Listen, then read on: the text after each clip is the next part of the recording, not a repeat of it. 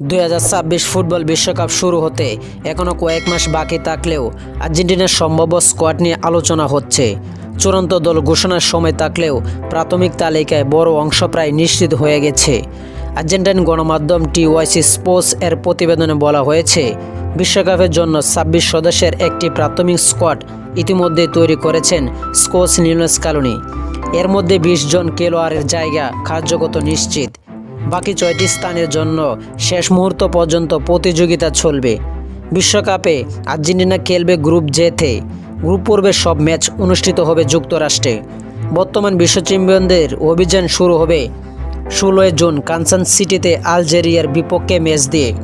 এরপর 22 June ডালাসে Austria এবং 27 June একই ভেন্যুতে জর্ডানের মুখোমুখি হবে স্কালোনির দল। গোলরক্ষক হিসেবে প্রথম পছন্দ এমিলিয়ানো মার্টিনেজ, তার সঙ্গে স্কোয়াডে থাকছেন জেরোনিমো রুলি। রক্ষণভাগের নিয়মিতদের মধ্যে প্রায় নিশ্চিত Nahuel Molina, Gonzalez Montiel, Cristian Romero, Nicolas Otamendi, Lisandro Martinez, Nicolas Tagliafico.